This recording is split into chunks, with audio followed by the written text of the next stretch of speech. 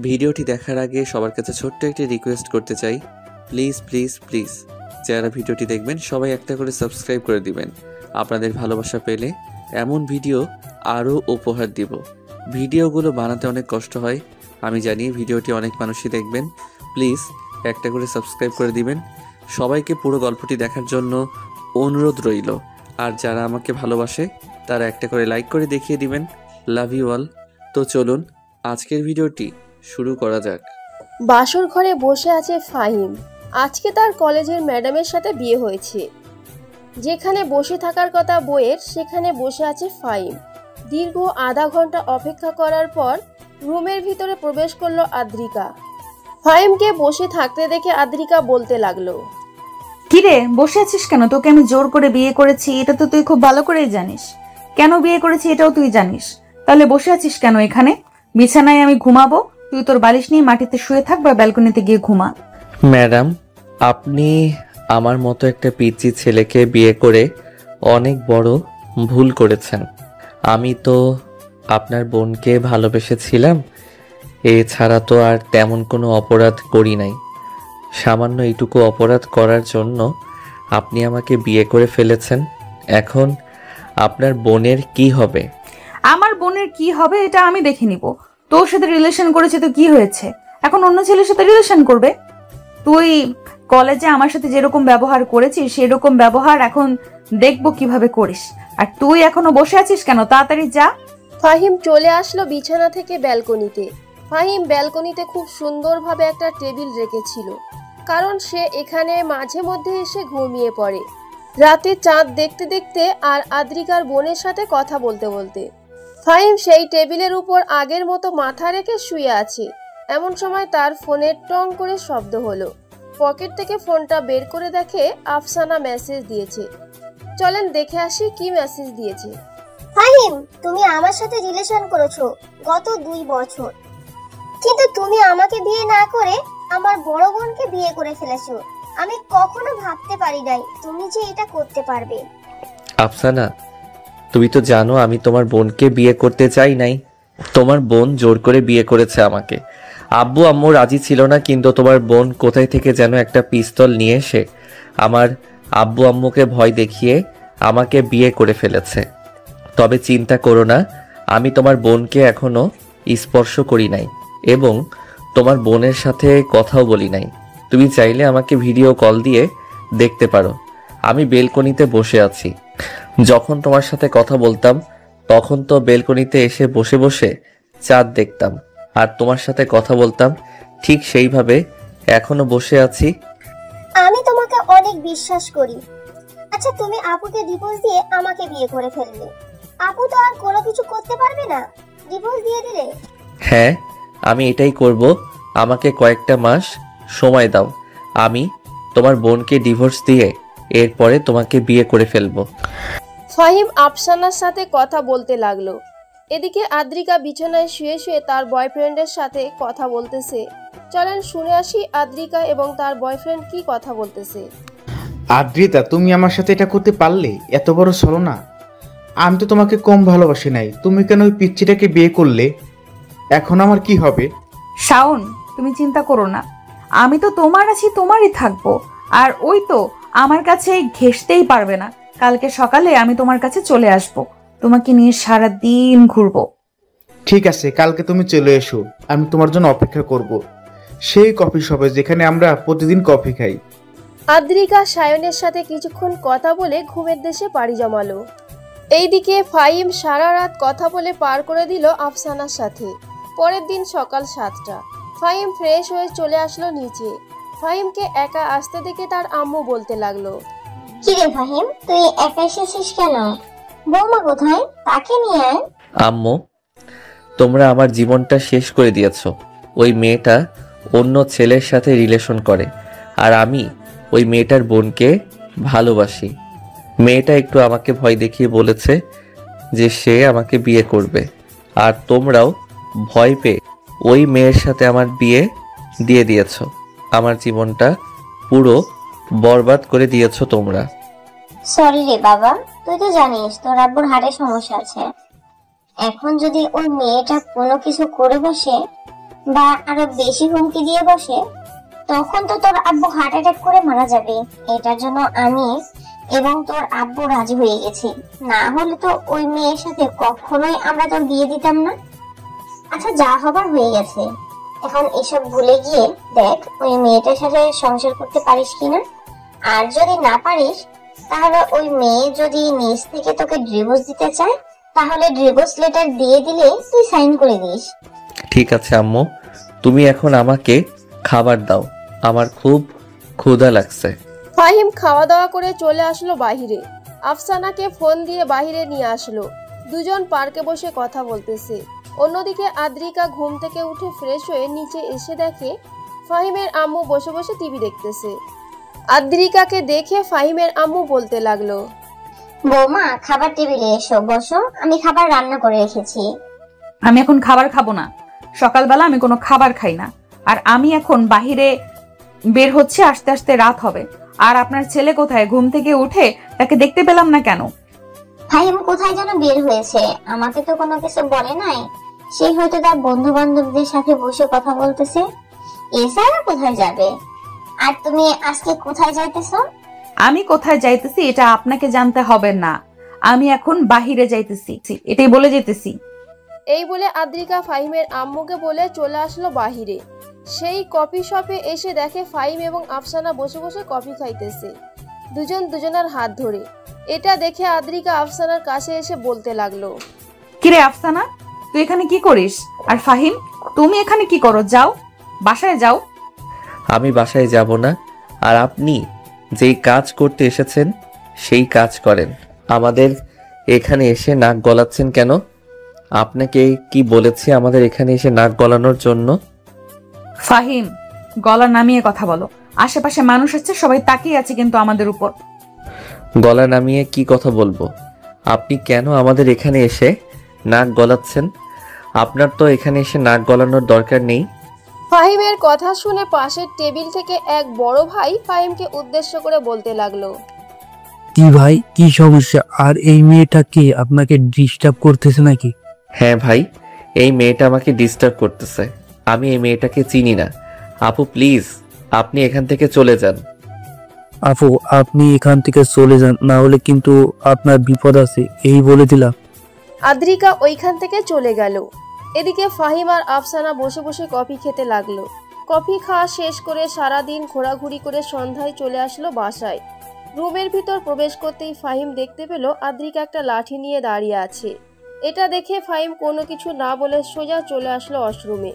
বের হতেই ঠাস করে আদ্রিকা ফাহিমের হাতে একটা বাড়ি মারল। বাড়িটা পুরো ফাহিমের আঙুলে গিয়ে পড়েছে। ফাহিম তার আঙুল নাড়াতে পারছে না। ফাহিম জোরে চিৎকার করে উঠল। ফাহিমের জোরে চিৎকারের শব্দ শুনে ফাহিমের আব্বু আম্মু দৌড়ে চলে আসলো উপরে। এসে দেখে আদ্রিকার হাতে লাঠি, আর ফাহিম তার আঙুল নাড়াতে পারছে না, বসে বসে কান্না করতেছে নিচে। এটা দেখে ফাহিমের আম্মু আদ্রিকাকে উদ্দেশ্য করে বলতে লাগলো, আদ্রিকা, সে তোমার জামাই হয়, তুমি তাকে মারতে পারো না?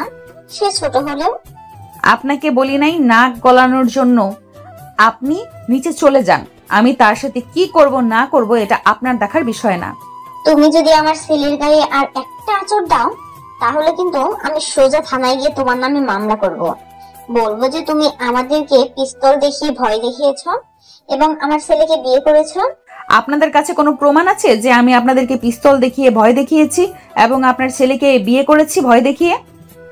অবশ্যই আমাদের কাছে প্রমাণ আছে। প্রমাণ না থাকলে কি আমরা এই কথা বলতাম? তুমি যদি আর একবার আমার ছেলের গায়ে হাত তোলো, তাহলে তোমার খবর আছে, এই বলে দিলাম। আদ্রিকার হাত থেকে লাঠিটা ফেলে দিল নিচে। এদিকে ফাহিমের আম্মু ফাহিমকে নিয়ে চলে আসলো নিচে। ফ্রিজ থেকে বরফ এনে ফাহিমের হাতে লাগাতে লাগলো। কয়েক ঘন্টা লাগানোর পরও ফাহিম তার আঙুল নাড়াতে পারছে না, অনেকটা ফুলে গেছে। এটা দেখে ফাহিমের আম্মু ফাহিমের আব্বুকে উদ্দেশ্য করে বলতে লাগলো, ফাহিমের আব্বু, তুমি একটু ফাহিমকে নিয়ে হাসপাতালে যাও। আমার মনে হয় ফাহিমের আঙ্গুল ভেঙে গেছে, একবার চেক করে নিয়ে আসো। আমি আদ্রিকার আব্বু আম্মুকে ফোন দিতেছি। ফাহিমের আব্বু আদ্রিকার আব্বু আম্মুকে ফোন দিয়ে নিয়ে আসলো তাদের বাসায়। ফাহিমের আব্বু আম্মু আদ্রিকার আব্বু আম্মুকে সবকিছু বলতেই আদ্রিকার আব্বু আম্মু আদ্রিকাকে উদ্দেশ্য করে বলতে লাগলো, কি শুনতেছি আমি এসব? তুই নাকি ফাহিমকে মারধর করেছিস, ফাহিমের হাতের কি অবস্থা করেছিস তুই? একে তো তুই তাদেরকে ব্ল্যাকমেল করে বিয়ে করিস। ফাহিমকে আমি কোনো কিছু বলি নাই, আজকে তুই তো সীমা অতিক্রম করে ফেলেছিস। তোকে আর আমি এই বাড়িতে রাখবো না, চল আমাদের সাথে। এই বলে আদ্রিকার আব্বু আদ্রিকাকে টানতে টানতে নিয়ে চলে আসলো গাড়িতে। গাড়িতে ধাক্কা মেরে উঠিয়ে দিয়ে ড্রাইভ করে চলে আসলো তাদের বাসায়। আদ্রিকার আব্বু আদ্রিকাকে উদ্দেশ্য করে বলতে লাগলো, তুই আমার মান সম্মান ডুবিয়ে দিয়েছিস, সাথে তুই তোর জামাইকে এভাবে অত্যাচার করেছিস। তোকে তো আমার মন চাইতেছে পুলিশের হাতে তুলে দেওয়ার জন্য। তুই আর ওই বাড়িতে যেতে পারবি না। কেন আমি ওই বাড়িতে যেতে পারবো না? ওই বাড়ি হচ্ছে আমার স্বামীর বাড়ি, আমি আমার স্বামীর বাড়িতে থাকবো। তোমাদের কি সমস্যা আমি ওই বাড়িতে থাকলে? আর আমি আমার স্বামীকে কি করব না করব এসব তো তোমাদের দেখার বিষয় না। মুখের উপরে তর্ক করা শিখে গিয়েছিস তুই, বিয়ে মানে বুঝিস? কলেজের ম্যাডাম হচ্ছিস তো শুধু শিক্ষা দীক্ষা, এমনিতে ঘর সংসার সম্পর্কে তুই কোনো কিছুই বুঝিস না। বুঝবে কি করে? আব্বু, তোমার মেয়ে তো কাউকে সম্মান করতে শেখে নাই। সে যদি সম্মান করতে শিখতো তাহলে সে তার শ্বশুর শাশুড়িকে সম্মান করত এবং জামাইকে সম্মান করত। জামাই ছোট হয়েছে তো কি হয়েছে, তাকে আগলে রাখতো। আমি মেনে নিলাম তুমি আমার কাছ থেকে ফাইনকে কেড়ে নিয়েছো, তাই বলে এই না যে তুমি তাকে এইভাবে মারধর করবে। তুমি জানো আমি কেন আজকে ফাইমের সাথে দেখা করেছি? আমি ফাইমকে সবকিছু বুঝিয়ে বলেছি। ফাইম বলেছে যে তুমি যদি তাকে ইচ্ছে করে ছেড়ে দাও তাহলে সে তোমাকে ছেড়ে দিবে এবং আমাকে বিয়ে করবে, আর যদি তুমি তাকে আগলে রাখো তাহলে সে তোমার সাথে থাকবে সারা জীবন। সে ছোট হলেও তাকে যদি একটু বুঝিয়ে বলো তাহলে অবশ্যই সে মানবে। আর তোমার মধ্যে তো কোনো কমন সেন্সই বলতে কিছু নেই। আব্বু, তুমি এক কাজ করো, কাজী সাহেবকে ডেকে আনো, তুমি আপুর ডিভোর্স করিয়ে দাও এবং আপুকে যে ভালোবাসে তার সাথে বিয়ে করিয়ে দাও। আপু, তুমি তোমার বয়ফ্রেন্ডকে ফোন দিয়ে বলো যে কালকে তার আব্বু আম্মুকে নিয়ে আসতে। হ্যাঁ, আমি তোমাদের সামনে লাউড স্পিকার দিয়ে তাকে আমি দেখো কি বলতেছি, সে আসবে কি আসবে না। বিয়ে করলে আমি এক্ষুনি করব, এত চিন্তা কিসের? তোরা শুধু দেখ আমি কি করতে পারি। এই বলে আদ্রিকা ফোন দিল তার বয়ফ্রেন্ডকে। এদিকে সায়ন মাতাল হয়ে পড়ে আছে তার রুমে। হঠাৎ তার ফোনটা বাজতেই কলটা রিসিভ করে বলতে লাগলো, কিরে, আমাকে কল দিয়েছিস কেন তুই? অন্য একজনকে বিয়ে করেছিস, এখনো আমার সাথে সম্পর্ক রেখেছিস? আমি তো তোর শরীরটাকে চেয়েছিলাম, পাইলাম না। শাওন, তুমি এসব কি বলতেছো? তুমি নিশ্চয়ই কোনো কিছু খেয়েছো, তাই না? এটার জন্য এসব আবল তাবল বলতেছো। তুমি তোমার আব্বু আম্মুকে নিয়ে আমাদের বাসায় আসো, আজকে রাতে আমি তোমাকে বিয়ে করব। ধুর, তুই কে রে যে তোকে আমার বিয়ে করতে হবে? তোকে যদি বিয়ে করতেই চাই তাহলে তোর আগে ডিভোর্স হবে, এরপরে আমাকে বিয়ে করতে হবে। আমি ডিভোর্সি নারীকে বিয়ে করব না। ফোন রাখ কুত্তার বাচ্চা, তোকে আমি খেতে পারলাম না। সায়নের কথা শুনে সবাই হাততালি দিতে লাগলো। এদিকে আফসানা আদ্রিকাকে উদ্দেশ্য করে বলতে লাগলো, কি আপু, দেখলে তো এখন তোমার বয়ফ্রেন্ড তোমাকে কি বলেছে? তোমাকে খেতে চেয়েছিল, বিয়ে করেছো, এখন তার সাথে সম্পর্ক রেখেছিলে। তোমাকে ভুলিয়ে ভালিয়ে সে তোমার সাথে শারীরিক সম্পর্ক করত। এখন সবকিছু প্রমাণ পেয়েছো তো নিজে থেকে। সে হয়তো কিছু খেয়েছে, এটার কারণেই এরকম বলেছে। আমি বিশ্বাস করি না। তুমি বিশ্বাস করলে করবা, না করলে না, তাতে আমার কোনো যায় আসে না। আব্বু তোমাকে যেটা বলেছে সেটা করো। তুমি ফাহিমের সাথে আপুর ডিভোর্স করিয়ে দাও। পরবর্তীতে আপু যা ইচ্ছা তাই করুক গিয়ে। সে কার সাথে ঘোরাঘুরি করলো, কার সাথে শারীরিক সম্পর্ক করলো, এটা আমাদের দেখার বিষয় না। তুমি আপুকে বের করে দিবে বাড়ি থেকে, কাজী অফিস থেকে ডিভোর্স পেপার এনে। কিরে, তুই এখন চুপচাপ হয়ে আছিস কেন? বল, কি বলবি? তোর জন্য কাজী অফিসে কথা বলবো নাকি কথা বলবো না, এটা আমাদেরকে বল। আব্বু, আপুর নীরবতা বুঝতেছো না? আপু চাইতেছে যে সে ফাহিমকে ডিভোর্স দেওয়ার জন্য। তুমি আপুর জন্য ব্যবস্থা করো সবকিছু। আমি কি তোকে একবারও বলেছি যে আমি ডিভোর্স চাইছি, ফাহিমকে ডিভোর্স দিব? তুই এত নাচানাচি করতেছিস কেন? ফাহিমকে যেহেতু বিয়ে করে ফেলেছি তার মানে আমি তার সাথেই ঘর সংসার করবো সারা জীবন। আমি ফাহিমদের বাসায় গেলাম। এই বলে আদ্রিকা চলে আসলো বাহিরে। একটা রিক্সা নিয়ে ফাহিমদের বাসার উদ্দেশ্যে রওনা দিল। বেশ কিছুক্ষণ পর চলে আসলো ফাহিমদের বাসার সামনে। কলিং বেল দিতেই ফাহিমের আম্মু এসে দরজা খুলে দিল। আদ্রিকাকে দেখে ফাহিমের আম্মু বলতে লাগলো, কি ব্যাপার, তুমি আবার আমাদের বাসায় এসেছো কেন? তোমাকে না তোমার আব্বু আম্মু নিয়ে গেছে? যাও, তুমি তাদের বাসায় যাও। আমি কেন আমাদের বাসায় যাব? এটা আমার স্বামীর বাড়ি, আমি আমার স্বামীর বাড়িতে থাকবো। আর আপনাদের সাথে খারাপ ব্যবহার করার জন্য আমি আন্তরিকভাবে দুঃখিত। প্লিজ শাশুড়ি মা, আমাকে মাফ করে দেন। এখন থেকে আপনারা যেভাবে চাইবেন আমি সেভাবেই থাকবো। নিশ্চয়ই নতুন কোনো প্ল্যান করে এসেছো, তাই না? এটার জন্যই তুমি এসব বলতেছো। দেখো, তুমি এখান থেকে চলে যাও, না হলে কিন্তু আমি রেগে গেলে তোমাকে অনেক কিছু বলে ফেলবো। আদ্রিকা তার শাশুড়ি মায়ের পা জড়িয়ে ধরে কান্না করে দিল। এদিকে ফাহিমের আম্মু চুপচাপ দাঁড়িয়ে আছে। আদ্রিকা এখনো তার শাশুড়ি মায়ের পা ধরে কান্না করতেছে। বেশ কিছুক্ষণ কান্না করার পর ফাহিমের আম্মু বলতে লাগলো, ঠিক আছে, এখন তুমি রুমে যাও। আর যদি কখনো ফাহিমের সাথে খারাপ ব্যবহার করো, তাহলে আমি নিজে গিয়ে কাজী অফিস থেকে ডিভোর্স লেটার এনে তোমাকে দিয়ে, দরকার পড়লে কাবিনে যত টাকা লেখা হয়েছে এর চাইতে দ্বিগুণ টাকা আমি তোমাকে দিয়ে ডিভোর্স দিয়ে দেব। আমি আর কখনোই আপনার ছেলের সাথে খারাপ ব্যবহার করব না। আপনি প্লিজ শেষবারের মতো আমাকে বিশ্বাস করেন। আর ফাহিম কোথায়? তাকে তো দেখতেছি না। ফাহিমকে নিয়ে হাসপাতালে গেছে তার হাত চেক করানোর জন্য। যেভাবে মেরেছ মনে হয় তার হাতের আঙ্গুলের হাড্ডি ভেঙে গেছে। এখন ফাহিম আসলে জানতে পারবো। আর তুমি রুমে যাও। আদ্রিকা আর নিচে দাঁড়িয়ে না থেকে চলে আসলো তার রুমে। বিছানায় শুয়ে শুয়ে সায়নের কথাগুলো ভাবতেছে আর মনে মনে বলতেছে, আছি আমি কিনা নিজের হাতে নিজের সংসারটা নষ্ট করে দিতে চাইছিলাম। যে আমার শরীর নেবার জন্য এরকম করেছে, তার সাথে আমি এরকম ভাবে ঘোরাঘুরি করেছি। এখন থেকে আর কোনো কিছুই করব না। ফাহিমের খেয়াল রাখবো। এখন থেকে ফাহিমকে আমি আমার নিজের করে ছাড়বো, আমার বোনের থেকে। এইসব ভাবতেছে আদ্রিকা তার নিজের মনে মনে। বেশ কিছুক্ষণ চিন্তা ভাবনা করার পর দরজার দিকে তাকাতেই দেখতে পেল ফাহিম রুমের ভিতর প্রবেশ করেছে। ফাহিমকে দেখে আদ্রিকা বলতে লাগলো, ফাহিম তোমার হাতের কি অবস্থা এখন? ডাক্তার কি বলেছে? ফাহিম চুপচাপ দাঁড়িয়ে রইল। এমন সময় পিছন থেকে ফাহিমের আব্বু বলতে লাগলো, আদ্রিকা, তুমি যদি আমার ছেলেকে শাস্তি দেওয়ার জন্য বিয়ে করে থাকো তাহলে এই আশা ছেড়ে দাও। আমি কালকে কাজী অফিসে গিয়ে তোমাদের ডিভোর্স লেটার নিয়ে আসবো। তুমি আমার ছেলের যে অবস্থা করেছো। আব্বু আমি আপনার পায়ে পড়তেছি, প্লিজ এরকম করবেন না। আমি আর কখনোই এরকম করব না। আমি ফাহিমের পা জড়িয়ে ধরে মাফ চাইতেছি।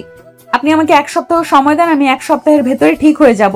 প্লিজ আমাকে 1 সপ্তাহ সময় দিয়ে দেখেন।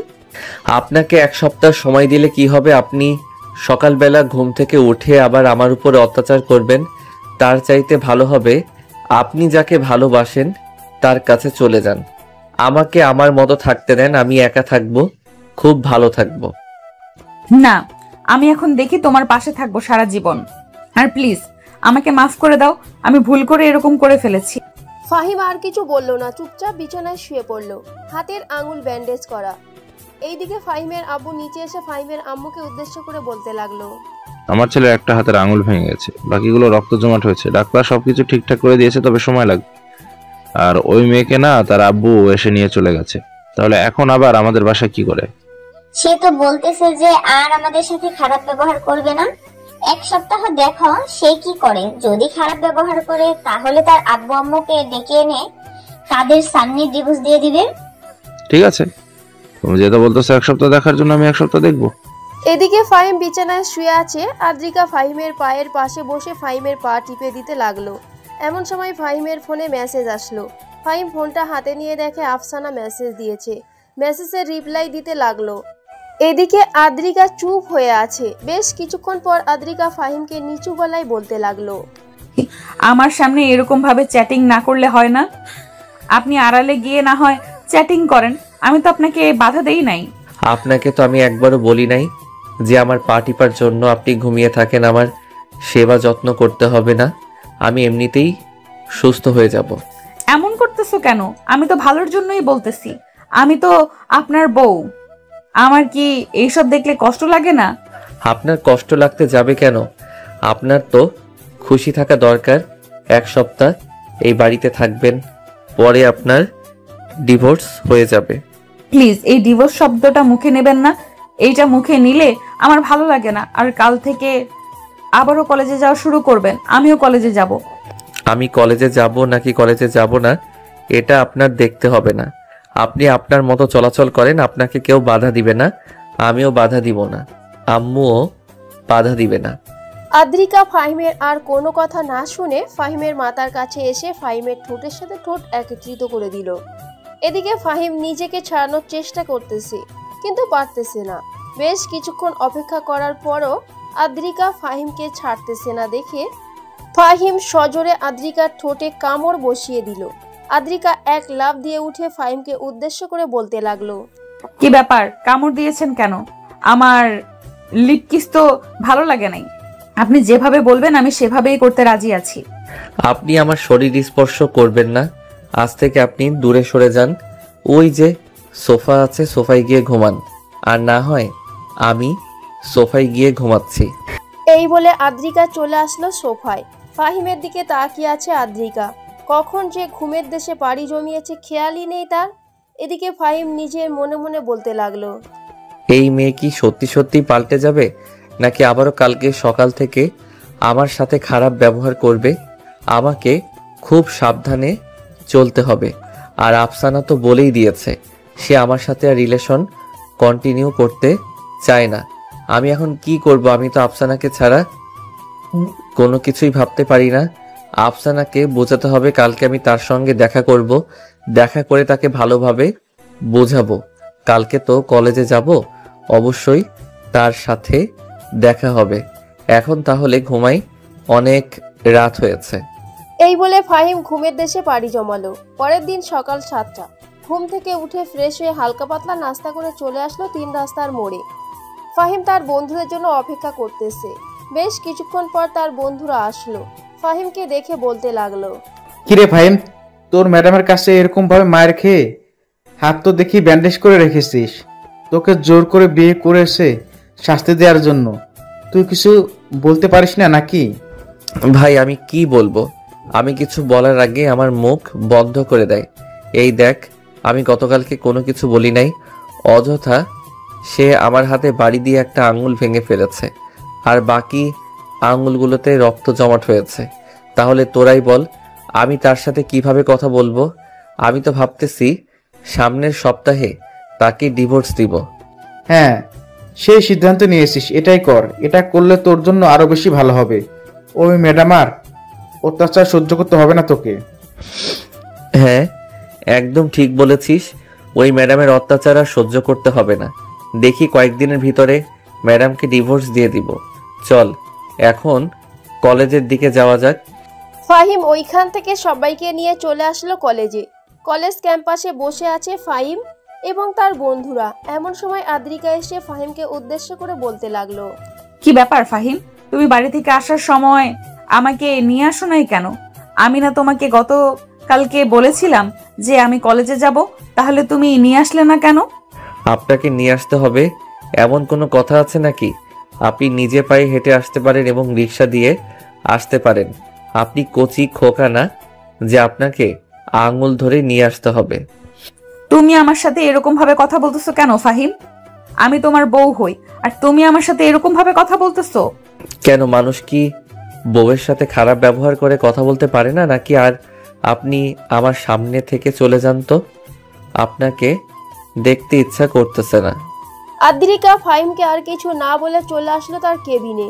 কেবিনের ভিতর প্রবেশ করতেই রতন স্যার আদ্রিকাকে উদ্দেশ্য করে বলতে লাগলো, কি ব্যাপার আদ্রিকা, তুমি নাকি ফাহিমকে বিয়ে করেছো জোর করে? পুরো কলেজ তো এই ব্যাপারটা ছড়িয়ে পড়েছে, এবং আমি নিজেও দেখেছি ভিডিওতে যে তুমি তাদের পরিবারকে পিস্তল দেখে বিয়ে করেছো। আপনি ভিডিও পাইছেন কোথায়? আর আপনাকে কে ভিডিও দিয়েছে? এসব ভিডিও পেতে হয় নাকি? ইন্টারনেটে ঢুকলে তো এসব ভিডিও দেখা যায়। আর তুমি বলতেছো আমি এইসব ভিডিও কোথা থেকে পাইছি? বিয়ে করলে ভালো কথা, ফাহিমের খেয়াল রাখবে। ছেলেটা ছোট হলেও কিন্তু খুব ভালো। জি স্যার, আমাদের জন্য দোয়া করবেন যাতে আমরা সব সময় সুখে থাকতে পারি। রতন স্যার আদ্রিকার সাথে আরো কিছুক্ষণ কথা বলে ওখান থেকে চলে গেল। এদিকে বেশ কিছুক্ষণ পর ঘন্টা দিতেই ফাহিম তার বন্ধুদেরকে নিয়ে চলে আসলো ক্লাসরুমে। আদ্রিকা 10 মিনিট পর ক্লাসরুমের ভিতর প্রবেশ করলো। ক্লাসরুমের ভিতরে প্রবেশ করেই ফাহিমের দিকে চোখ গেল তার। দেখতে পেল ফাহিম আফসানার হাত ধরে কথা বলতেছে। এটা দেখে আদ্রিকা টেবিলের উপর ডাস্টার দিয়ে সজোরে একটা বাড়ি দিতে সবাই সোজা হয়ে বসলো। আদ্রিকা ফাহিমের দিকে তাকাতেই ফাহিম মাথা নিচু করে ফেললো। ফাহিমকে কোনো কিছু না বলে আদ্রিকা সবাইকে পড়াতে লাগলো। একদিক দিয়ে পড়াচ্ছে, আরেক দিক দিয়ে ফাহিমকে দেখতেছে। এইদিকে ফাহিম তো আফসানার সাথে ইশারা করে কথা বলতেছে। আদ্রিকা ফাহিমের সামনে এসে দাঁড়িয়ে পড়াতে লাগলো। এটা দেখে ফাহিম বলতে লাগলো, কি ব্যাপার ম্যাডাম, আপনি সামনে থেকে পিছনে এসে দাঁড়িয়েছেন কেন? আপনি সামনে যান, আমার দেখতে অসুবিধা হচ্ছে। ফাহিম, এটা ক্লাসরুম, এখানে তুমি যা ইচ্ছা তাই করতে পারবে না। আমি কিন্তু তোমার ম্যাডাম। ম্যাডাম, আপনি খুব ভালো করেই জানেন আফসানার সাথে যে আমার সম্পর্ক আছে। সো আপনি কেন আমাদের মধ্যে বিপত্তি বাজাচ্ছেন বলেন তো? আমি তো আফসানাকে দেখতেছি, আর কোনো কিছু তো করতেছি না। আপনার ক্লাসে তো আর ডিস্টার্ব করতেছি না। তুমি ক্লাসে ডিস্টার্ব করতেছো না? আমার তো ডিস্টার্ব হচ্ছে। তুমি সামনের দিকে তাকিয়ে থাকো, আর যদি ক্লাসে ভালো না লাগে তাহলে বাইরে চলে যাও, গিয়ে ঘুরোঘুরি করে আসো। আর আফসানা, আমি এতক্ষণ কি পড়িয়েছি বলো তো? আসলে ম্যাডাম আমি খেয়ালই করি নাই আপনি যে কি পড়াচ্ছেন। কলেজে এসে এইসব করা হয় তাই না? পড়াশোনার দিকে নাম নেই আর এইসব করে বেড়াচ্ছ। আসলে ম্যাডাম এটা তো কমন ব্যাপার, সবাই করে বেড়ায়। আপনি আশেপাশে তাকিয়ে দেখেন, আরো অনেক মানুষ আছে তারাও করতেছে। তাহলে আমরা করলে সমস্যা কি? আপনি কেন বাধা দিতেছেন আমাদেরকে? তোমরা করলে সমস্যা আছে, এটার জন্যই তো আমি বাধা দিতেছি। আর একবার যদি দেখি তোমরা এরকম করেছো তাহলে কিন্তু বের করে দেব দুজনকে। ঠিক আছে ম্যাডাম, বের করে দেন। আমরা দুইজন বাইরে থেকে ঘোরাঘুরি করে আসি। আদ্রিকা আর কোনো কিছু বলল না, সে সোজা সামনে চলে গেল। এইদিকে ফাহিম আফসানার হাত ধরে বারবার টানাটানি করতেছে। আদ্রিকার এটা সহ্য হচ্ছে না, কোথায় যেন তার বুকে কাঁটা বিঁধতেছে। বেশ কিছুক্ষণ ক্লাস করার পর ক্লাস শেষ করে চলে গেল তার কেবিনে। এইদিকে আফসানা ফাহিমকে উদ্দেশ্য করে বলতে লাগলো, ফাহিম, আপু মনে হয় তোমাকে একটু একটু ভালোবাসতে শুরু করেছি। তুমি আমাকে ভুলে গিয়ে আপুর সাথে সুখে সংসার করো। আমি এটা কখনোই পারবো না, কারণ আমি তোমাকে ভালোবেসেছি, তোমার সাথে সারা জীবন থাকবো বলে কথা দিয়েছি। দেখো, তুমি সারা জীবন আমার সাথে থাকবে বলে কথা দিয়েছো, কিন্তু এখন তো আপু তোমাকে জোর করে হলেও বিয়ে করে ফেলছে। আমি তো আর তোমাকে এখন চাইতে পারি না, আবার এটাও চাইতে পারি না যে দুই বোন একসাথে একই বাড়িতে থাকবো। আমি চাই তুমি এখন থেকে আপুর প্রতি ফিল করো, আমার প্রতি আর যাতে কোনো ফিল না হয়। আমার মাথায় হাত দিয়ে বলো, তুমি এখন থেকে আপুকে গুরুত্ব দিবে। তুমি যদি এখন থেকে আপুকে গুরুত্ব না দাও তাহলে আমি অনেক দূরে চলে যাব, যেখানে তুমি আমাকে আর খুঁজে পাবে না। তুমি যদি চাও আমি তোমার চোখের সামনে থাকি, তাহলে তুমি আপুর সাথে ভালো ব্যবহার করবে এবং সুখে শান্তিতে থাকবে সারা জীবন। এই বলে আফসানা চলে আসলো বাহিরে। কলেজের মাঠের উপর দিয়ে আফসানা হেঁটে যাইতেছে, এমন সময় পিছন থেকে আদ্রিকা আফসানাকে ডাক দিয়ে বলতে লাগলো, কিরে, কোথায় যাইতেছিস? এই তো আপু, বাসায় চলে যাইতেছি। কেন, কিছু বলবেন নাকি?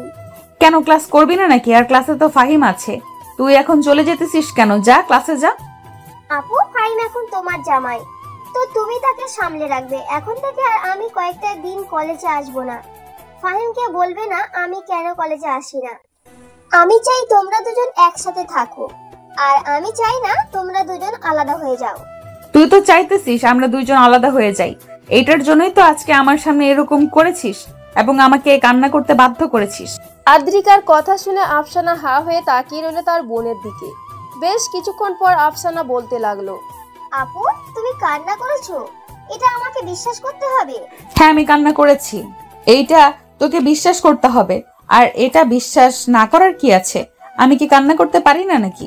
আমার জামাই অন্য মেয়ের সাথে এরকম হাতে হাত রেখে টানাটানি করবে, এটার থেকে কি আমার মন কান্না করবে নাকি? ঠিক আছে, যাও, আমি আর তোমার জামাইকে নিয়ে টানাটানি করব না। এটার জন্যই তো বলছি কয়েকদিন কলেজে আসবো না। এই কয়েকদিনের মধ্যে তুমি ফাইমকে তোমার করে নাও। এই বলে আফসানা ওইখান থেকে চলে গেল। এদিকে আদ্রিকা ক্লাসরুমে এসে দেখে ফাহিম তার বন্ধু বান্ধবদের সাথে কথা বলতেছে। এটা দেখে আদ্রিকা ফাহিমকে উদ্দেশ্য করে বলতে লাগলো, ফাহিম, তুমি আমার সাথে একটু আমার কেবিনে আসো তো, একটা জরুরি কাজ আছে তোমার সাথে। আমি যেতে পারবো না, আপনি অন্য কাউকে দিয়ে আপনার কাজ করিয়ে নেন। আমি তোমাকে বলেছি আসার জন্য, তুমি আসবে, আমি অন্য কাউকে বলি নাই যে অন্য কেউ আসবে। 5 মিনিট সময় দিলাম, 5 মিনিটের ভেতরে তুমি আমার কেবিনে হাজির হবে।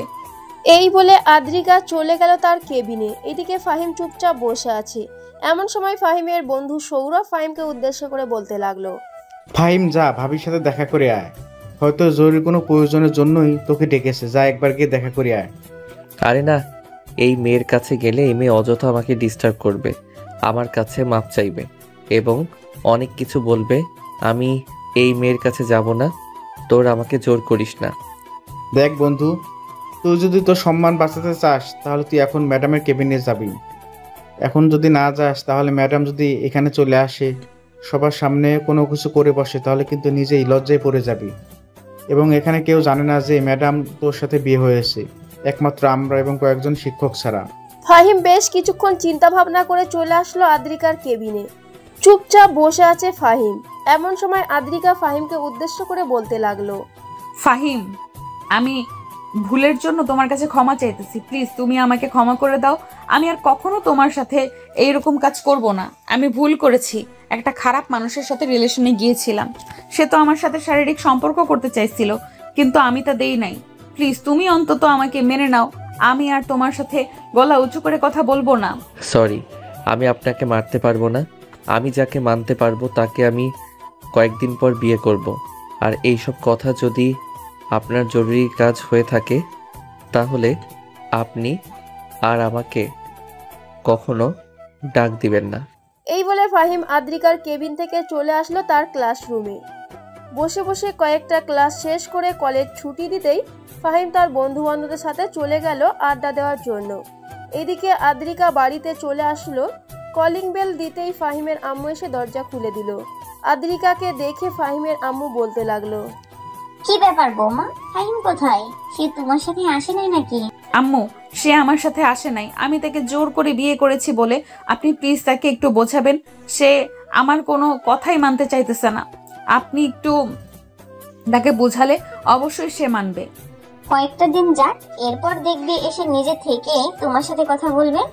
আর তুমি যত পারো ফাহিমের কাছে কাছে থাকবে, তাহলে ফাহিম তোমার প্রতি বেশি গুরুত্ব দেবে। ঠিক আছে আম্মু, আমি তাহলে এখন রুমে যাই, গিয়ে ফ্রেশ হয়ে আসতেছি নিচে। এই বলে আদ্রিকা চলে আসলো ফাহিমের রুমে। ফ্রেশ হয়ে বেশ কিছুক্ষণ রেস্ট করে চলে আসলো নিচে। সবাই বসে বসে কথা বলতেছে। এমন সময় বাড়ির কলিং বেলটা বেজে উঠলো। আদ্রিকা গিয়ে দরজাটা খুলতেই দেখতে পেল ফাহিম দাঁড়িয়ে আছে। ফাহিম আদ্রিকাকে দেখে সোজা চলে আসলো তার রুমে। এইদিকে আদ্রিকা দরজাটা লাগিয়ে দিয়ে রুমে এসে রুমের দরজাটা লাগিয়ে দিল। ফাহিম ফ্রেশ হয়ে বাহিরে এসে আদ্রিকাকে উদ্দেশ্য করে বলতে লাগলো, কি ব্যাপার, আপনি ঘরের দরজা লাগিয়ে এইভাবে বসে আছেন কেন এখানে? আপনি তো নিচে ছিলেন, উপরে আসলেন কখন? আমি তোমার পিছু পিছু চলে এসেছি ফাহিম। তুমি প্লিজ আমার সাথে এরকম করো না। আমি তোমাকে অনেক সুখে রাখবো, অনেক ভালোবাসবো। এই বলে আদ্রিকা বিছানা থেকে উঠে ফাহিমকে জড়িয়ে ধরলো। এইদিকে ফাহিম আদ্রিকাকে দেখে ধাক্কা মেরে দূরে সরিয়ে দিয়ে বলতে লাগলো, আপনাকে কতবার বলেছি যে আপনি আমার কাছ থেকে দূরে থাকবেন, এইভাবে কাছে আসেন কেন আপনি? আপনি সবসময় আমার কাছ থেকে 2 হাত দূরে থাকবেন। যখন আমার মনে হবে আপনাকে আমার প্রয়োজন, তখন আমি আপনাকে নিজেই বলবো যে আপনি আমার কাছে আসেন। এই বলে ফাহিম সোজা চলে আসলো নিচে। খাবার টেবিলে বসে তার আম্মুকে উদ্দেশ্য করে ফাহিম বলতে লাগলো, আম্মু, খুব ক্ষুধা লাগছে, খাবার দিয়ে যাও। বৌমাকে ডাকতে, বৌমা সে নিজেও খায় নাই, তোর জন্য অপেক্ষা করছিল অনেকক্ষণ। তাকে ডাক দিয়ে নিয়ে আয়, আমি দুজনের জন্যই খাবার রেডি করতেছি। সে পরে খেয়ে নিবে বলেছে। তুমি আমাকে খাবার দাও এখন তাড়াতাড়ি, আমার পেটে ইঁদুর দৌড়াচ্ছে। ফাহিমের আম্মু ফাহিমকে খাবার দিয়ে দিল। এদিকে আদ্রিকা আস্তে আস্তে করে চলে আসলো নিচে। আদ্রিকাকে দেখে ফাহিম বলতে লাগলো, আম্মু, আমি আর খাবার খাবো না, এখন বাহিরে চলে যাইতেছি। খাবারটা শেষ করে এরপরে যা। ফাহিম হাত ধুয়ে চলে গেল বাহিরে।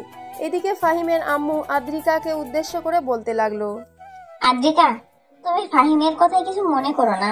ছেলেটা একটু পাগল টাইপের, তো তুমি খাবার খেয়ে নাও। সকালে হালকা পাতলা খাওয়া দাওয়া করে তাড়াতাড়ি করে চলে গেছো, দুপুরের খাবারও খাও নাই। এখন ঘুমাবো না আম্মু, আমি এখন রুমে চলে যেতেছি। এই বলে আদ্রিকা সোজা চলে আসলো ফাহিমের রুমে।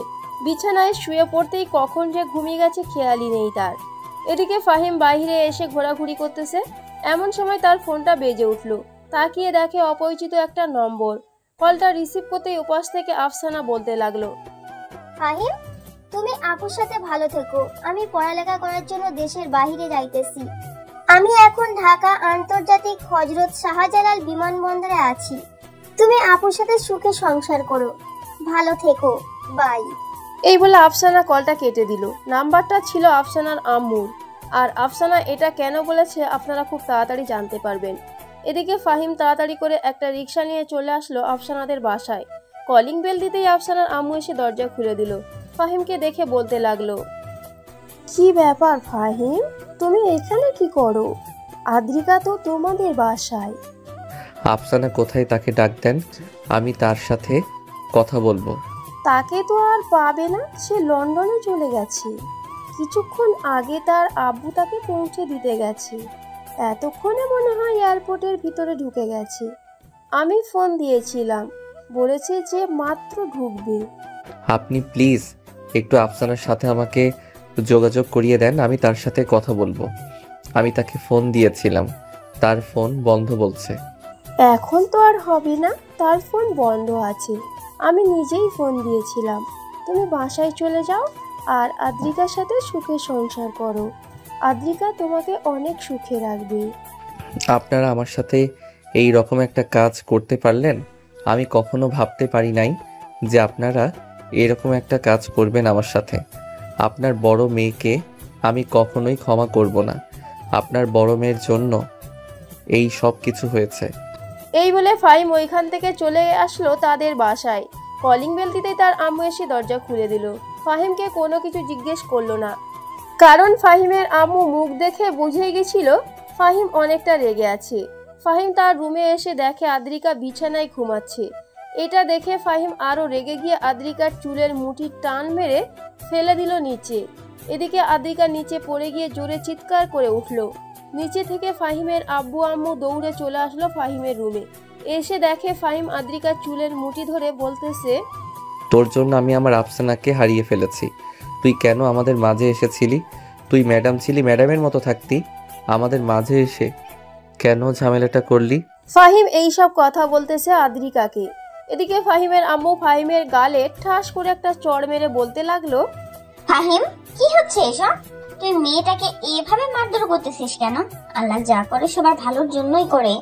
তোর ভালোর জন্য মনে হয় আল্লাহ এই কাজটাই করেছে, আর তুই মেয়েটাকে এইভাবে মারধর করতেছিস? হ্যাঁ আম্মু, আমি এই মেয়েটাকে মেরে ফেলবো। এই মেয়েটার জন্য আফসানা আমেরিকা চলে গেছে, শুধু এই মেয়েটার জন্য। ভালো হয়েছে চলে গেছে। তুই যদি আর একদিন আদ্রিকার গায়ে হাত তুলিস তাহলে তোর হাত আমি কেটে ফেলবো। আমি এই বাড়িতে থাকবোই না, তোমরা থাকো এই মেয়েটাকে নিয়ে। ঠিক আছে, দেখা যাবে কতদিন বাহিরে বাহিরে থাকতে পারিস। যা, বাড়ি থেকে বের হয়ে যা। ফাহিম বাড়ি থেকে বের হয়ে গেল। এদিকে আদ্রিকা তার শাশুড়ি মাকে উদ্দেশ্য করে বলতে লাগলো, আম্মু, আপনি এটা কি করলেন? ফাহিম আমাকে মারধর করেছে, আর একটু করে সে তার মনকে শান্ত করত, তাহলে তো আমি তাকে আস্তে আস্তে করে নিজের করে পেতাম।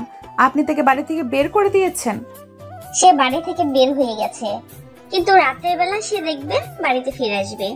এইভাবে কতদিন বাইরে থাকবে?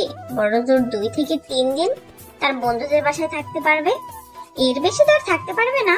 তুমি চিন্তা করো না, তুমি আমার সাথে আসো নিচে। ফাহিমের আম্মু আদ্রিকাকে নিয়ে চলে এসেছে নিচে। তিনজন বসে বসে গল্প করতে লাগলো। এদিকে ফাহিম বাহিরে এসে চুপচাপ দাঁড়িয়ে আছে। বেশ কিছুক্ষণ কি যেন মনে করে কোথায় যেন হাঁটা ধরলো। দীর্ঘ 10 মিনিট হেঁটে চলে আসলো কলেজের সামনে। এসে দেখে তার বন্ধু বান্ধবরা দাঁড়িয়ে আছে।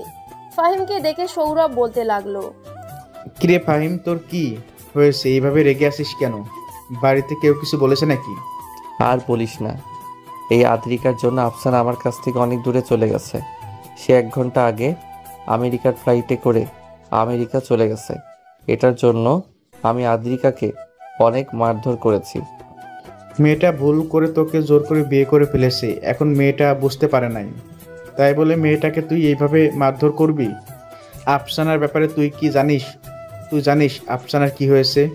ফাহিম গালে হাত দিয়ে সৌরভের দিকে তাকিয়ে বলতে লাগলো, না, জানি না। কেন, সে কি করেছে?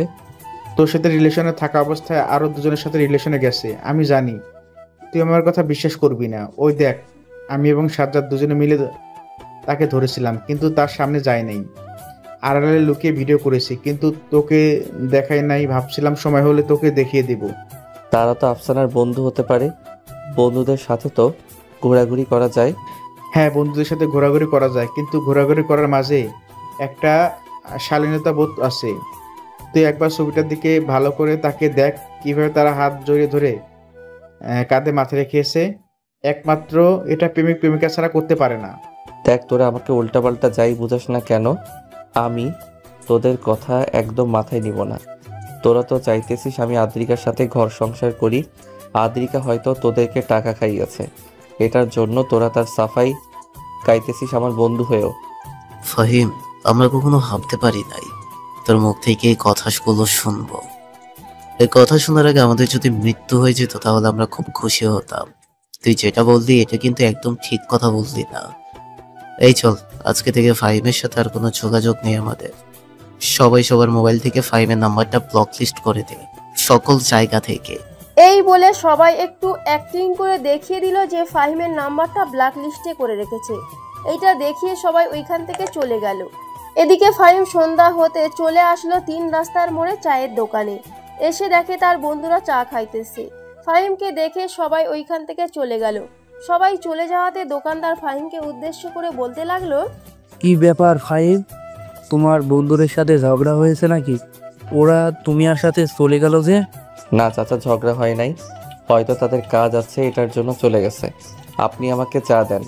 ফাহিম চা খেয়ে চলে আসলো বাড়ির সামনে। বাড়ির ভেতরে ঢুকবে কি ঢুকবে না এইসব চিন্তা করতেছে।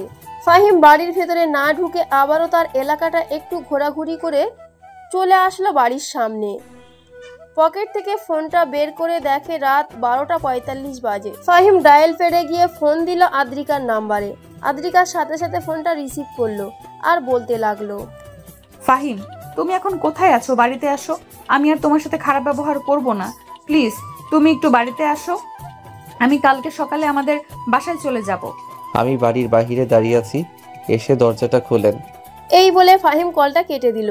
এদিকে আদ্রিকা ফোনটা টেবিলের উপর রেখে সোজা চলে আসলো নিচে। দরজা খুলতেই দেখতে পেল ফাহিম মাথা নিচু করে দাঁড়িয়ে আছে। ফাহিম বাড়ির ভেতরে প্রবেশ করতেই আদ্রিকা ফাহিমকে উদ্দেশ্য করে বলতে লাগলো, আপনি রুম থেকে ফ্রেশ হয়ে আসেন, আপনার জন্য খাবার রেডি করতেছি। ফাহিম কোনো কিছু না বলে সোজা চলে আসলো রুমে। ফ্রেশ হয়ে নিচে এসে খাওয়া দাওয়া শেষ করে যেই উপরে যেতে যাবে এমন সময় আদ্রিকাকে উদ্দেশ্য করে ফাহিম বলতে লাগলো, আপনি তো মনে হয় খাওয়া দাওয়া করেন নাই। খাওয়া দাওয়া শেষ করে তাড়াতাড়ি রুমে এসে ঘুমিয়ে পড়েন, কালকে আবার কলেজে যাবেন। এই বলে ফাহিম চলে আসলো রুমে। এদিকে আদ্রিকা হাসি মুখে খাওয়া দাওয়া করে রুমে এসে দেখে ফাহিম চুপচাপ বসে আছে।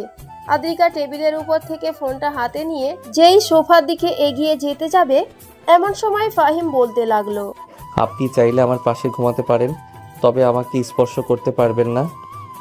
যদি ঘুমের ঘোরে আপনাকে স্পর্শ করে তাহলে আপনি কিছু মনে করবেন না তো? না, তখন আমি কিছু মনে করব না, তবে ইচ্ছাকৃতভাবে যদি আপনি আমাকে স্পর্শ করেন তাহলে আমি আপনার সাথে আর থাকবো না। ঠিক আছে, আমি ইচ্ছাকৃতভাবে আপনাকে স্পর্শ করব না। এই বলে আদ্রিকা ফাহিমের পাশে শুয়ে পড়লো। ফাহিম উল্টো দিকে ঘুরে শুয়ে আছে। আদ্রিকা বেশ কিছুক্ষণ পর ফাহিমকে উদ্দেশ্য করে বলতে লাগলো, ফাহিম, ঘুমিয়ে গেছো নাকি? না, এখনো ঘুমাই নাই। কিছু বলবেন নাকি? হ্যাঁ, আই এম রিয়েলি সরি। আমি তোমার সাথে খারাপ ব্যবহার করেছি, মাফ করে দিও। আর কালকে সকালবেলা আমি আমার বাড়িতে চলে যাব। যতদিন তুমি আমাকে না মেনে নেবে ততদিন আমি এই বাড়িতে আসবো না। সরি, আপনাকে বলতে হবে না। সরি, আমি আপনাকে বলা উচিত, কারণ সন্ধ্যার দিকে আমি আপনার সাথে অনেক খারাপ ব্যবহার করেছি, মারধর করেছি। এটা আমার করা উচিত হয় নাই। আর আপনি এই বাড়ি থেকে কোথাও যেতে পারবেন না, আপনাকে এই বাড়িতে থাকতে হবে। আপনি তো আমাকে মেনে নেন নাই, তাহলে আমি এই বাড়িতে থেকে কি করব? আমি যখন একবার বলেছি এই বাড়িতে আপনাকে থাকতে হবে, তার মানে আপনাকে থাকতে হবে এই বাড়িতে। আর এখন বেশি কথা না বলে ঘুমান তাড়াতাড়ি, রাত অনেক হয়েছে। আদ্রিকা আর কোনো কিছু না বলে চুপচাপ ঘুমের ভান করে আস্তে আস্তে করে ফাহিমের দিকে এগিয়ে যেতে লাগলো। হঠাৎ আদ্রিকা তার এক পা ফাহিমের গায়ের উপর তুলে দিল আর বলতে লাগলো, ফাহিম, আমি জানি আমার এই ভুলের কখনো ক্ষমা হয় না। আমি হয়তো তোমাকে জোর করে বিয়ে করেছি, কিন্তু আমি জোর করে বিয়ে করার পরে যখন আমার বয়ফ্রেন্ডের কাছে ফিরে যেতে চাইছিলাম তখন তার আসল পরিচয় জানতে পারছি। তখন থেকে আমি আমার সিদ্ধান্ত পাল্টে নিয়েছিলাম। ভেবেছিলাম তোমার সাথে সংসার করব, কিন্তু তুমি আমাকে মানলে না। আমি কালকে সকালেই চলে যাব। আদ্রিকা চোখ বন্ধ করে এই সব বলতেছে। এদিকে ফাহিম আস্তে আস্তে করে আদ্রিকার দিকে ফিরে আদ্রিকার মুখের দিকে ভালোভাবে তাকিয়ে দেখে আদ্রিকা ঘুমিয়ে গেছে। এইটা দেখে ফাহিম বলতে লাগলো, এই মেয়েটা তো দেখি ঘুমের ঘোরে অনেক আবল তাবল কথা বলতে পারে। যাক, আমার কাছে কয়েকবার মাপ চেয়েছে, আমি মাফ করে দেই। যেহেতু আফসানা আমাকে ছেড়ে চলে গেছে, সো আমি আস্তে আস্তে করে আদ্রিকার সাথে মানিয়ে নেওয়ার চেষ্টা করব। আমি জানি আফসানার জায়গাটা হয়তো আদ্রিকাকে দিতে পারবো না, তবে চেষ্টা করলে অবশ্যই দিতে পারবো। এখন ঘুমাই, কালকে আবার কলেজে যেতে হবে। ঘুমানোর আগে কয়েকটা মেসেজ দিয়ে নেই, যদি আবার সকাল সকাল সে তার বাড়িতে চলে যায়। তাকে তো মানা করছি, আর একবার মানা করে দেই, তাহলে সে আর যাবে না। এই বলে ফাহিম আদ্রিকার মেসেঞ্জারে একটা মেসেজ করে ঘুমের দেশে পাড়ি জমালো। এদিকে আদ্রিকা আস্তে আস্তে করে ফাহিমকে তার বাহু ডরে শক্ত করে জড়িয়ে ধরে ঘুমের দেশে পাড়ি জমিয়েছে। পরের দিন সকাল 7টা। এলামের শব্দে ফাহিমের ঘুমটা ভেঙে গেল। চোখ খুলতেই দেখতে পেল আদ্রিকা তাকে অনেক শক্তভাবে জড়িয়ে ধরে বুকের সাথে আগলে রেখেছে। এইটা দেখে ফাহিম বলতে লাগলো, এই যে আদ্রিকা, আমাকে ছাড়েন, সকাল হয়েছে, ফ্রেশ হব, আমি আবার কলেজে যেতে হবে। আদ্রিকা ফাহিমের কথা শুনে ফাহিমকে আরো শক্ত করে জড়িয়ে ধরলো। এইটা দেখে ফাহিম কিছুটা বিরক্ত বোধ করে আদ্রিকাকে ধাক্কা মেরে সরিয়ে দিল। এদিকে ফাহিমের ধাক্কায় আদ্রিকার ঘুমটা ভেঙে গেল। ফাহিম আদ্রিকাকে উদ্দেশ্য করে বলতে লাগলো, আপনি কি পেয়েছেন আমাকে এভাবে ঘুমের ভান করে জড়িয়ে ধরে থাকবেন, আর আমি কিছু বুঝবো না? শেষবারের মতো বলে দিতেছি, আপনি আমাকে আর কখনো স্পর্শ করবেন না। আমি যদি আপনাকে স্পর্শ করি সেটা অন্য ব্যাপার। এই বলে ফাহিম চলে আসলো ওয়াশরুমে, ফ্রেশ হয়ে নিচে চলে আসলো। এদিকে আদ্রিকা বিছানায় শুয়ে না থেকে বিছানা থেকে উঠে বিছানা গুছিয়ে চলে আসলো ওয়াশরুমে। ফ্রেশ হয়ে নিচে এসে দেখে ফাহিম বসে বসে পাউরুটি খাচ্ছে। ফাহিমের আম্মু আদ্রিকাকে দেখে বলতে লাগলো, কি ব্যাপার আদ্রিকা, রাতে ঘুমানো নয় নাকি? তোমাকে দেখে তো মনে হচ্ছে তুমি ঘুমিয়ে পড়ে যাইতেছো। হ্যাঁ আম্মু, রাতে তো ঘুমাইছি, আসলে সকালবেলা উঠতে ইচ্ছে করে না, এটার জন্য আর কি এরকমটা দেখাচ্ছে আমাকে। টেবিলের উপর থেকে রুটি খেয়ে নাও, আমি তোমাদের জন্য রান্না শেষ করে ফেলেছি। রুটি খেয়ে রুম থেকে কলেজের জন্য রেডি হয়ে চলে আসো, আমি সবার জন্য টেবিলে খাবার রেডি করতেছি। আদ্রিকা খাওয়া শেষ করে ফাহিমের আগে চলে আসলো রুমে। ড্রেস চেঞ্জ করতেছে এমন সময় রুমের ভিতর প্রবেশ করলো ফাহিম। আদ্রিকাকে উলঙ্গ অবস্থায় দেখে ফাহিম হাঁ করে তাকিয়ে রইল। পরক্ষণে তাড়াতাড়ি করে আবারও চলে আসলো রুমের বাহিরে। এদিকে আদ্রিকা নিজের মনে মনে বলতে লাগলো, এই তো একটা বুদ্ধি পাইছি, এই বুদ্ধি কাজে লাগাতে হবে। ফাহিমকে যে করেই হোক আমার কাছে টানতে হবে।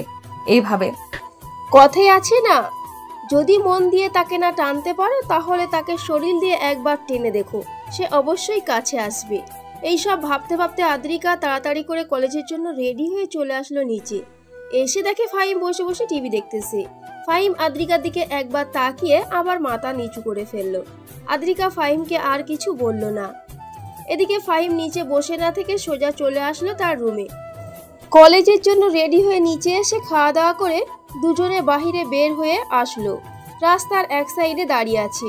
এমন সময় একটা রিক্সা আসলো। ফাহিম আদ্রিকাকে উদ্দেশ্য করে বলতে লাগলো, আপনি রিক্সা দিয়ে চলে যান, আমার যাইতে কিছুটা দেরি হবে। বন্ধু বান্ধবীর সাথে দেখা করে তাদেরকে নিয়ে এরপরে কলেজে যাব। আপনি আমার সাথে কলেজে আসেন, তাদের সাথে কলেজে দেখা করতে পারবেন। আর এখন 9:30 বেজে গেছে, তারা হয়তো অলরেডি কলেজে চলে গেছে। আপনি যান, আমি কিছুক্ষণের মধ্যে আসতেছি। এই বলে ফাহিম হাঁটা দিল। অন্যদিকে রিক্সাওয়ালা মামা আদ্রিকাকে নিয়ে চলে আসলো কলেজে। ফাহিম হাঁটতে হাঁটতে 3 রাস্তার মোড়ে চলে আসলো। এসে দেখে তার বন্ধুরা দাঁড়িয়ে দাঁড়িয়ে আড্ডা দিতেছে। ফাহিমকে দেখে যেই তারা চলে যেতে যাবে এমন সময় ফাহিম পিছন থেকে বলে উঠল, বন্ধু, আই এম রিয়েলি সরি, আমি তোদের সাথে অনেক খারাপ ব্যবহার করেছি কালকে। তোরা এখন থেকে যেটা বলবি আমি সেটাই করতে রাজি আছি। ঠিক আছে, এখন থেকে তাহলে তুই আদ্রিকা ও হাবির সাথে ঠিকমতো কথা বলবে এবং তোরা সুখে সংসার করবি, আমরা এটাই চাই। ঠিক আছে, তোরা যেহেতু এটা চাস তাহলে আমি তোদের এই কথাটা মানবো, চিন্তা করিস না। চল এখন কলেজে যাই, কলেজের জন্য তো অনেক দেরি হয়ে যাইতেছে। হ্যাঁ চল, কলেজে যাওয়া যাক। এই বলে ফাহিম ওইখান থেকে সোজা চলে আসলো কলেজে। বেশ কিছুক্ষণ বসে থেকে ক্লাসরুমে এসে ক্লাস করতে লাগলো। দুপুরে লাঞ্চের ব্রেক দিতেই সবাই চলে আসলো ক্যান্টিনে। এসে দেখে আদ্রিকা বসে আছে একটা টেবিলে। সাজ্জাদ এবং তার বন্ধু বান্ধবরাও আদ্রিকার টেবিলে গিয়ে বসে পড়ল। আদ্রিকাকে উদ্দেশ্য করে বলতে লাগলো, কি ব্যাপার ভাবি, আপনি তো দেখি অনেকটা শুকিয়ে গেছেন। ফাহিমকে আপনাকে আদর যত্ন করে না নাকি? এটা আমাকে জিজ্ঞাসা না করে তোমরা তোমাদের বন্ধুকে জিজ্ঞাসা করো। সৌরভ, এসব কি হচ্ছে? এটা কলেজ, এটা বাড়ি না যে যা ইচ্ছা তাই বলতে পারবি। আরে শালা, এখানে আমরাই আছি, আর কেউ নেই। আর তোকে যা যা বলে দিয়েছি তাতেই করবি কিন্তু। ভাবি আজকে আমাদেরকে কিছু খাওয়াবেন? সে কি করে? এখানে তো খাবার মতো কোনো কিছুই নেই। বিকেলে তোমরা রেডি হয়ে থেকো, তোমাদেরকে নিয়ে কাচ্চি খেতে যাব। ঠিক আছে ভাবি, আমরা রেডি হয়ে থাকবো। আদ্রিকা সবার সাথে আরো কিছুক্ষণ কথা বলে সিঙ্গারা এবং পুরি খেয়ে চলে আসলো তার কেবিনে। বেশ কিছুক্ষণ বসে থাকার পর আবারও ঘন্টা দিয়ে দিল। দেখতে দেখতে দুপুর পার হয়ে বিকাল হলো। কলেজ ছুটি দিয়ে দিল। আদ্রিকা ফাহিমের সাথে চলে আসলো বাসায়। দুজন ফ্রেশ হয়ে বসে আছে। এমন সময় ফাহিম বলতে লাগলো, আপনার কাছে টাকা আছে নাকি যে তাদেরকে খাওয়াবেন? হ্যাঁ, আমার কাছে টাকা আছে। এইটার জন্যই তো তোমাদেরকে দাওয়াত দিয়েছি। কেন, তুমি কি ভেবেছিলে আমার কাছে টাকা নেই নাকি? না তো ভাবি নাই, তবে আপনি তো কলেজের একজন শিক্ষক, আপনার কাছে টাকা থাকতেই পারে। তবে এই টাকা থেকে অর্ধেক টাকা যদি আমাকে দিয়ে দেন তাহলে আরো খুশি হব। কত টাকা লাগবে তোমার একবার বলো, আমি তোমাকে দিতেছি।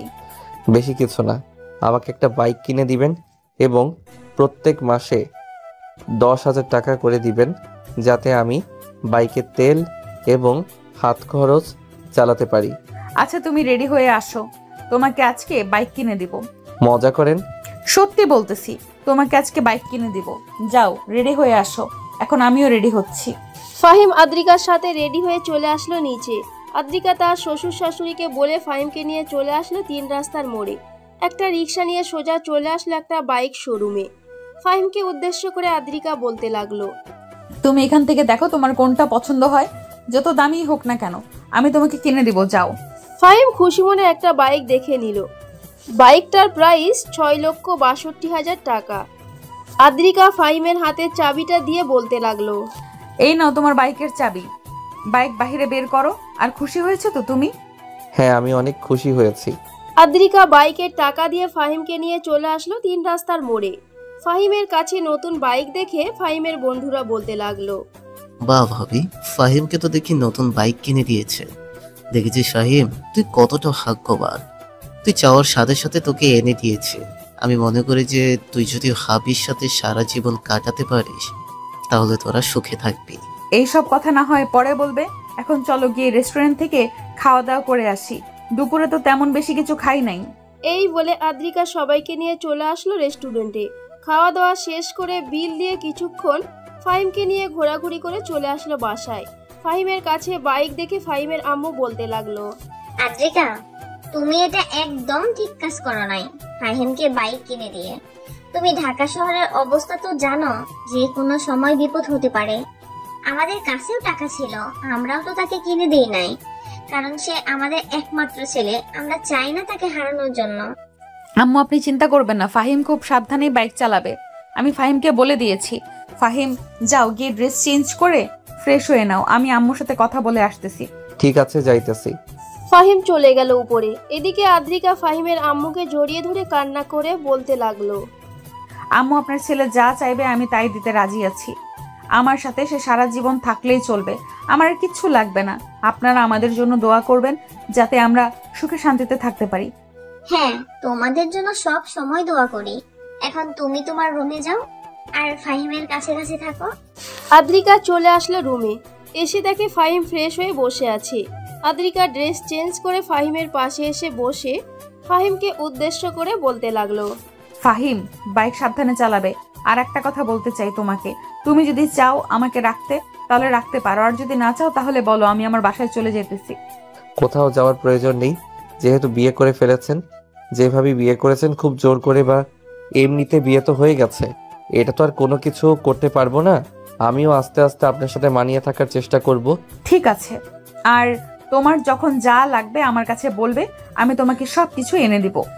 এই বলে আদ্রিকা ফাহিমকে জড়িয়ে ধরলো। এদিকে ফাহিম আস্তে করে আদ্রিকাকে জড়িয়ে ধরে তার শরীরের ঘ্রাণ নিতে লাগলো চোখ বন্ধ করে। মেয়ে মানুষের শরীরের থেকে অন্যরকম একটা ঘ্রাণ আসে, এটা একমাত্র যারা স্বামী স্ত্রী তারাই বোঝে। বেশ কিছুক্ষণ দুইজন দুজনকে জড়িয়ে ধরে রেখে ছেড়ে দিয়ে আবারও চলে আসলো নিচে। রাতে খাওয়া দাওয়া শেষ করে সবাই বসে আছে। এমন সময় ফাহিমের আব্বু ফাহিমকে উদ্দেশ্য করে বলতে লাগলো, ফাহিম, তুই যেহেতু বাইরে গিয়ে কাজ করবি না, তাহলে এক কাজ কর, ঘরে বসে অনলাইনে কিছু বিক্রি কর, তাহলে দেখবি এখান থেকে উপার্জন করতে পারবি। হ্যাঁ আব্বু, আমিও তাই ভাবছিলাম যে ঘরে বসে কিছু একটা করব। দেখি আর কয়েকটা দিন যাক, ইন্টারনেটে সার্চ করে দেখব ফোনটা বেশি প্রয়োজন মানুষের, ওইটা আমি কিনে এনে বিক্রি করব। আর মাঝে মধ্যে তোমার অফিসে যাব। ঠিক আছে, মাঝে মধ্যে না হয় তুই আমার অফিস থেকে ঘুরে আসিস। আর আদ্রিকা তো আমাদের বাসায় এসেছে অনেকদিন হয়েছে, তুই এক কাজ করিস, কালকে বিকালবেলা আজকে কাকে নিয়ে আমাদের অফিসে ঘুরিয়ে নিয়ে আসিস। কালকে তো আবার বৃহস্পতিবার, কলেজ তাড়াতাড়ি ছুটি দিয়ে দিবে। ফাহিম তার আব্বুর সাথে কথা বলে আদ্রিকাকে নিয়ে চলে আসলো তার রুমে। বসে বসে আদ্রিকার সাথে গল্প করতেছে। এমন সময় ফাহিম আদ্রিকাকে উদ্দেশ্য করে বলতে লাগলো, আদ্রিকা, তোমার বুকে ওই কালো তিলটা কিন্তু অনেক সুন্দর। আমি কিন্তু তোমার ওই কালো তিল দেখে ফেলেছি। আপনার চোখ এত দূর অব্দি পৌঁছে গেছে? সামান্য মাত্র ড্রেসটা খুলে ড্রেস চেঞ্জ করেছিলাম, এতেই এতটুকু? কেন, আমি কি আমার বউয়ের কিছু দেখতে পারি না নাকি? এমন করে বলতেছো তুমি যে আমি কোনো কিছু দেখতে পারি না। দেখতে পারো, তবে এখন তো সেইভাবে আর দেখো নাই, এটার জন্যই বললাম আর কি। ও আচ্ছা, এখন তাহলে ঘুমাও, কালকে কলেজে যাব, আবার কলেজ থেকে অফিসে যাইতে হবে। ফাহিম আদ্রিকাকে জড়িয়ে ধরে ঘুমের দেশে পাড়ি জমালো। পরের দিন সকাল 7টা। ফাহিম আর আদ্রিকা ঘুম থেকে উঠে দুজনে একসাথে ফ্রেশ হয়ে নিচে এসে খাওয়া দাওয়া করে আবারও রুমে এসে কলেজের জন্য রেডি হয়ে চলে আসলো কলেজে। দুপুরে কিছুক্ষণ ফাহিম তার বন্ধুদের সাথে আদ্রিকাকে নিয়ে ঘোরাঘুরি করে অফিসে চলে আসলো। অফিসে কিছুক্ষণ ঘোরাঘুরি করে আদ্রিকাকে সব কিছু দেখিয়ে দিয়ে বাড়ির দিকে রওনা দিল দুজন। ওইদিকে আফসানা যখন জানতে পারছে তারা দুজন একদম ঠিক হয়ে গেছে, তখন আফসানা চলে এসেছে ফাহিমদের বাসায়, বসে বসে টিভি দেখতেছে। এদিকে ফাহিম আর আদ্রিকা বাড়ির সামনে এসে কলিং বেল দিতেই ফাহিমের আম্মু এসে দরজা খুলে দিল। ফাহিম এবং আদ্রিকা দুজন বাড়ির ভিতর প্রবেশ করতেই সোফায় দেখতে পেল আদ্রিকার আম্মু এবং আফসানা বসে আছে। আফসানাকে দেখে ফাহিম কোনো কথা না বলে চলে আসলো সোজা রুমে। অন্যদিকে আদ্রিকা তার আম্মু এবং আফসানার সাথে কথা বলে আফসানাকে নিয়ে রুমে এসে বসে রইল। ফাহিম ওয়াশরুম থেকে ফ্রেশ হয়ে বাহিরে আসতেই দেখতে পেল দুজন বসে আছে। আফসানা ফাহিমকে দেখে বলতে লাগলো, কি ব্যাপার দুলা ভাই, আমার সাথে কথা না বলে সোজা চলে এসেছেন রুমে? কথা বলার ইচ্ছা নেই নাকি আমার সাথে? ইচ্ছা থাকবে না কেন, অবশ্যই ইচ্ছা আছে। আসলে বাহির থেকে এসেছি তো খুব ক্লান্ত লাগছিল, তাই শুধু চলে এসেছি রুমে। আর তোমাকে খেয়াল করি নাই, তুমি তো শাশুড়ি মায়ের ওই পাশে বসেছিলে। হ্যাঁ জানি, আর খেয়াল করতে হবে না। আমাকে এখন বলবেন আপনাদের নতুন জীবন, নতুন সংসার কেমন চলতেছে? এই তো আলহামদুলিল্লাহ ভালো চলতেছে। তোমরা দুইজন কথা বলো, আমি ততক্ষণে ফ্রেশ হয়ে আসতেছি। তুমি আমার সাথে এরকমটা না করলেও পারতে। যাই হোক, আমার এবং তোমার বোনের ভালোর জন্যই আমাদের জন্য দোয়া করো, যাতে আমরা সুখে সংসার করতে পারি। অবশ্যই আপনাদের জন্য দোয়া করব। আর আপুর সাথে এখনো কোনো কিছু করেন নাই নাকি? না, এখনো তেমন কিছু হয় নাই আমাদের মাঝে, তবে ভাবতেছি যে তোমার আপুকে আজকে রাতে বেবি গিফট করব। তুমি চাইলে আমাদের রুমে থেকে দেখতে পারো কিভাবে তোমার আপুকে বেবি গিফট দেই। দেখার ইচ্ছে নেই, যেখানে আমার থাকার কথা ছিল সেখানে আপু। যাই হোক থাকেন, তাহলে আমি নিচে যাই। আর পারলে ডুয়েট বেবি আনার চেষ্টা করেন। এখন তাহলে আমি যাই। এই বলে আফসানা ওইখান থেকে চলে গেল নিচে। এদিকে ফাহিম চুপচাপ বসে আছে। এমন সময় ওয়াশরুম থেকে বের হলো আদ্রিকা। চুল মুছতে মুছতে ফাহিমকে উদ্দেশ্য করে বলতে লাগলো, কি ব্যাপার আফসানা, চলে গেছে নাকি? হ্যাঁ, মাত্র চলে গেছে। আদ্রিকা আর কিছু না বলে চুল মুছতে মুছতে দরজাটা লাগিয়ে দিয়ে আয়নার সামনে এসে দাঁড়িয়ে আবারও চুল মোছা শুরু করলো। ফাহিম এক নজর তাকিয়ে আছে আদ্রিকার দিকে। বেশ কিছুক্ষণ তাকিয়ে থাকার পর হঠাৎ ফাহিম বিছানা থেকে উঠে আদ্রিকার কাছে গিয়ে আদ্রিকাকে জড়িয়ে ধরে তার ঘাড়ে তার নাক ডুবিয়ে দিল। এটা দেখে আদ্রিকা নিজেকে আর কন্ট্রোল করতে না পেরে ফাহিমের ঠোঁটের সাথে তার ঠোঁট একত্রিত করে দিল। বেশ কিছুক্ষণ এভাবে যাবার পর ফাহিম আদ্রিকাকে ছেড়ে দিয়ে বলতে লাগলো, রাতের জন্য রেডি থাকেন, আজকে রাতে আপনার সাথে আদর খেলা হবে। আমি রেডি আছি, তোমার যা ইচ্ছা তাই করতে পারবে। আদ্রিকা চুলটা ভালোভাবে আঁচড়ে ফাহিমকে নিয়ে চলে আসলো নিচে। দেখতে দেখতে রাত হয়ে আসলো। রাতে সবাই খাওয়া দাওয়া করে কিছুক্ষণ গল্প করে ফাহিম আদ্রিকাকে নিয়ে চলে আসলো রুমে। দরজাটা লাগিয়ে দিয়ে আদ্রিকাকে বিছানার কাছে এনে ধাক্কা মেরে ফেলে দিল বিছানায়। এমন সময় ফাহিম যেই আদ্রিকার উপরে উঠতে যাবে এমন সময় আদ্রিকা বলতে লাগলো, ফাহিম, তুমি যদি চাও তাহলে আমি শাড়ি পরে আসতে পারি, যদি তুমি বলো। শাড়ি পরার প্রয়োজন নেই, এখন যেভাবে আছেন এভাবেই চলবে। এই বলে ফাহিম আদ্রিকার ঠোঁটের সাথে ঠোঁট একত্রিত করে দিল। আস্তে আস্তে ক্রমশ ঠোঁট কামড়ে যাইতেছে ফাহিম। বেশ কিছুক্ষণ পর ফাহিম আদ্রিকার ঠোঁট ছেড়ে দিয়ে আদ্রিকার জামাটা খুলে ফেলল। আস্তে আস্তে করে আদ্রিকার পুরো শরীরে কিস করতে লাগলো।